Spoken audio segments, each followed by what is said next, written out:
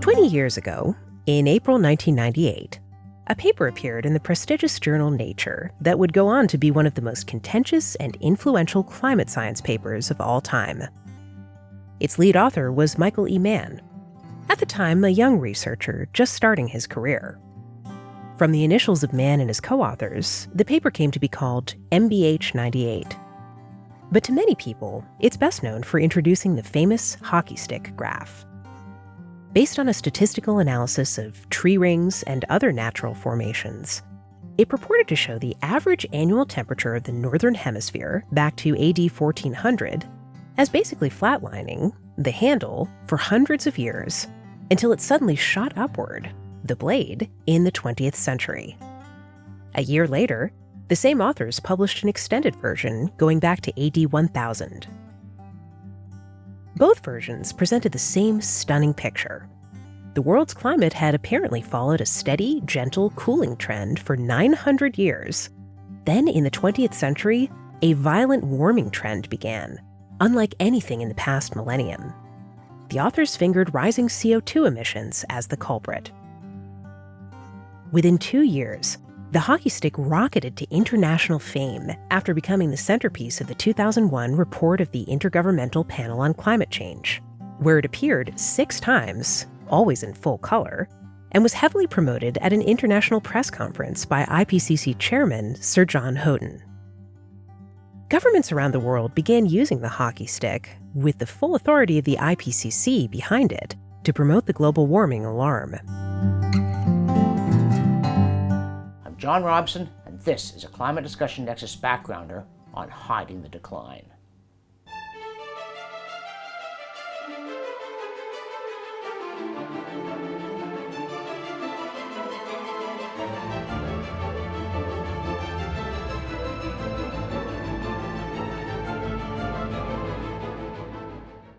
There was always something dubious about this chart, and not just the way it erased the well-known medieval warm period.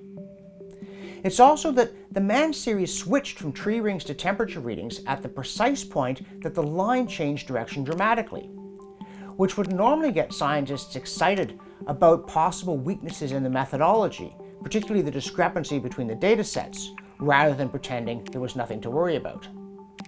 And finally, it was very strange, at least from a scientific perspective, that this one paper got so much publicity, because back in 1998, Mann and his colleagues were not the only ones studying ancient tree ring data, and other researchers did not find what they did.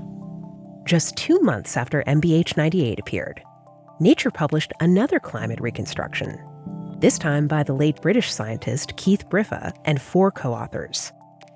Like Mann's study, it used tree ring records from all over the Northern Hemisphere to estimate temperatures back to the year 1400. But unlike Mann's paper, the result looked nothing like a hockey stick. It showed a lot of variability over time, and record warmth in the 1930s, but no special warming patterns since then. In fact, it showed cooling up to 1993, with temperatures ending below the average of the past 6 centuries.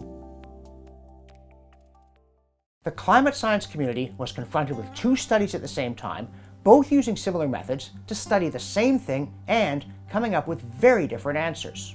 Normally, that kind of result means the science is not settled, the data may not be reliable, and the uncertainties need to be explained. In this case, apparently, it meant instead that a body needed to be buried for political reasons. And the story of the disappearance of the Briffa data is one of the darkest episodes in modern science.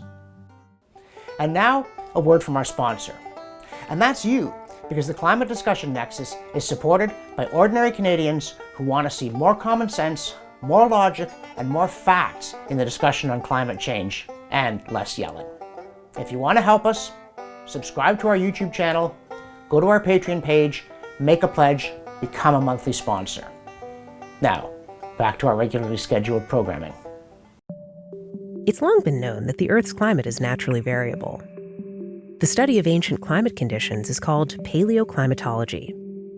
In the first report of the Intergovernmental Panel on Climate Change back in 1990, they summarized the conventional view among paleoclimate experts that at the end of the last ice age, about 10,000 years ago, the climate warmed for about 4,000 years, reached a state much warmer than the present, and stayed there for several millennia, then began cycling between cooling and warming.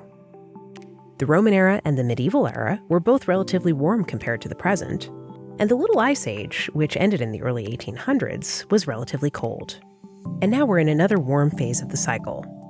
Though according to the conventional view as of 1990, it's nothing special compared to previous eras.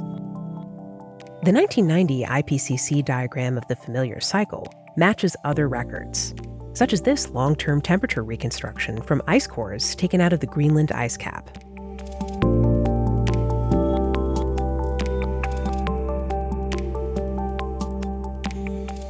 Similar evidence for past warming episodes comes from the Riviera-Boniface region in the Ungava Peninsula of northern Quebec. In 1997, scientists from Laval University in Quebec published evidence of the remains of a black spruce forest preserved in peat in the Arctic tundra. The trees grew over an interval spanning 1000 BC to almost 1600 AD. How could there be a forest in the Arctic? Simple. It used to be warmer there than it is to this day. Periods of rapid forest growth there happened during the Roman and medieval warm periods. But a major fire in the late 1500s wiped out the trees, and it's been too cold for them to grow back ever since. In fact, it's been considerably too cold.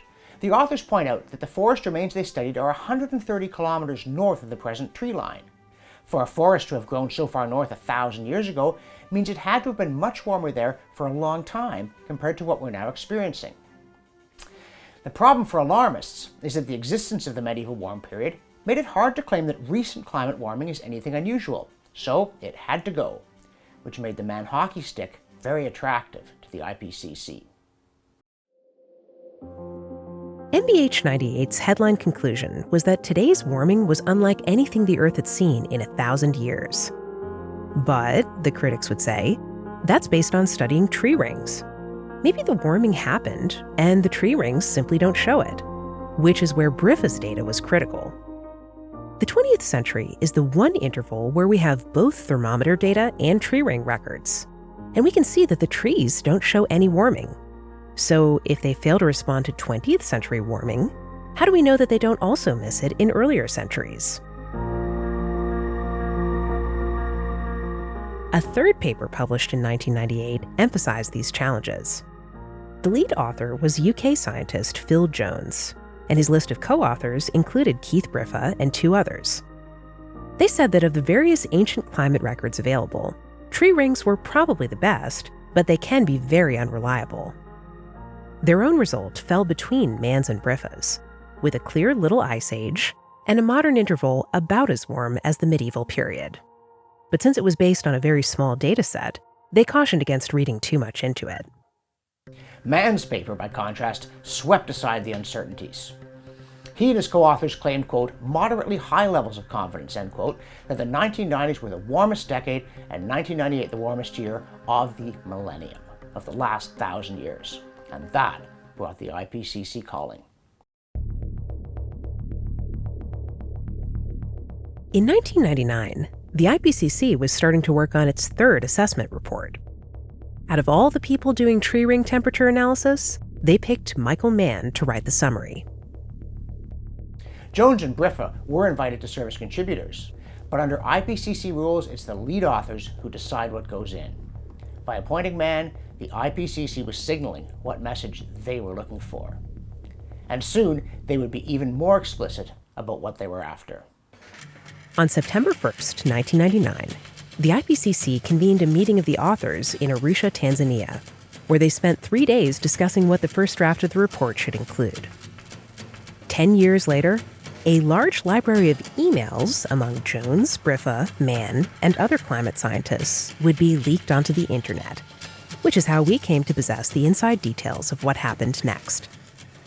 On September 22nd, 1999, 3 weeks after the Arusha meeting, IPCC coordinating lead author Chris Folland sent around a note stating, "A proxy diagram of temperature change is a clear favorite for the policymaker's summary. But the current diagram, with the tree ring only data, Briffa's, somewhat contradicts the Mann multi-proxy curve, and dilutes the message rather significantly. So he asked that man's curve be given priority. Now hold on a moment. It's 1999, almost 2 years before the report was due to be released, and before the expert review process had even started. Yet the IPCC leadership had already decided on the message they wanted in the summary for policymakers, and they didn't want it, quote, diluted, end quote, even though they knew the available data was contradictory and inconclusive. Clearly, the IPCC didn't see their job as surveying the science and writing a summary that reflected the full range of data and of opinions. Instead, they decided ahead of time on a compelling message that man-made climate change was a pressing crisis, and then they looked for the science to support it. Mann proposed doing what Folland wanted by circulating a diagram showing only his hockey stick and the Jones diagram, while leaving out Briffa's altogether. Jones objected, and Briffa likewise was furious. He wrote to the author team, "I know Mike thinks his series is the best, and he might be right, but he may also be too dismissive of other data and possibly overconfident in his. After all, the early pre-instrumental data are much less reliable as indicators of global temperature than is apparent in modern calibrations." But Briffa also understood the problem. The data didn't support the story the IPCC wanted to tell. I know there is pressure to present a nice, tidy story as regards apparent unprecedented warming in 1,000 years or more in the proxy data, but in reality, the situation is not quite so simple. We don't have a lot of proxies that come right up to date, and those that do, at least a significant number of tree proxies, contain some unexpected changes in response that do not match the recent warming. I do not think it is wise that this issue be ignored in the chapter. He then acknowledged what was really at stake. They were being asked to override their scientific judgment in service of the IPCC's political agenda. I believe that the recent warmth was probably matched about 1,000 years ago. I do not believe that global mean annual temperatures have simply cooled progressively over thousands of years, as Mike appears to, and I contend that there is strong evidence for major changes in climate over the Holocene. Mann then offered to put the Briffa data back in, but he warned they didn't understand why the datasets differed, and climate skeptics might use this to cast doubt on their work and undermine the people's faith. So, if we show Keith's series in this plot, we have to comment that something else is responsible for the discrepancies in this case. We would need to put in a few words in this regard. Otherwise, the skeptics will have a field day casting doubt on our ability to understand the factors that influence these estimates, and thus can undermine faith in the paleo estimates. The real problem wasn't that skeptics would cast doubt on their message, it was that the contradictions in the data would cast doubt on their message. The end result, many months later, was that Mann's hockey stick graph appeared alone in the summary for policymakers, backed by this figure in the main report. The black line is Mann's curve, the pink one is Jones's, and the green one peeking from behind was Briffa's modified data attributed to a later paper published in 2000. The red line leading upwards at the end was from modern thermometer data. The diagram suggested, amazingly, that all the data were in perfect agreement. Where did the discrepancy go? For the next 5 years, nobody asked that question. Then, in 2005, Stephen McIntyre of Toronto, a semi-retired mining consultant who had taken an interest in paleoclimate studies, got curious about it and looked up the Briffa paper. Right away, he noticed something odd. The green curve was supposedly the one Briffa submitted to the IPCC, but it goes up to 1994 in the journal article, whereas the IPCC version stopped at 1960. They deleted the final 33 years of data, the declining portion. McIntyre hunted through some online data archives and found the full Briffa series, then drew what the IPCC diagram would have looked like if they had used all the data. What a difference! By deleting the last part of the blue line, they concealed the contradictions among the data sets and the questions it raised about the validity of the methods. The reason why BRIFA's data was a problem for them was that his temperature reconstruction from tree rings went sharply down in the last half of the 20th century when temperatures were going up. So the question for any rational observer was, if tree ring data went down while temperatures went up, what makes you think that these are a good measurement or a good proxy for temperatures? And if they went down when it was warm in the 20th century, how do we know that they didn't do that in the past? These are questions that every scientist would ask if they were presented with this data, and by concealing the data, they stopped people from asking that question. McIntyre's discovery didn't attract much immediate attention, but when the Climategate emails came out, he began digging into the issue further. One of the most notorious emails was from Phil Jones, dated just 2 months after the Arusha meeting, on November 16, 1999, when he was preparing a similar diagram that would go on the cover of a major report from the World Meteorological Organization. Writing to Mann and his MBH98 co-authors, Jones said, quote, "I've just completed Mike's nature trick of adding in the real temps to each series for the last 20 years, that is from 1981 onwards, and from 1961 for Keith's to hide the decline." Jones was referring to this chart, which, like the IPCC diagram, made it look like all the data sets agreed and showed unprecedented recent warming. It achieved this effect by deleting the BRIFA data after 1960, splicing in thermometer data to each series up to the year 2000, then smoothing over the splice, as Jones said, to hide the decline. That's quite the trick. To give you an idea of how big a story it was, the Climategate emails were released at approximately the same time as Tiger Woods' implosion, and there were 22 million hits for Climategate and 21 million hits for Tiger Woods. It was a huge social media story, but that was barely covered in national media. In the aftermath of Climategate, a number of inquiries were convened by the UK government into the conduct of Jones, BRIFA, and their British colleagues. But, as would be expected in bureaucratic circles, the reports mostly served to whitewash the revelations, to protect the reputations of the universities involved, and, of course, to preserve the notion that there was a proven man-made global warming crisis.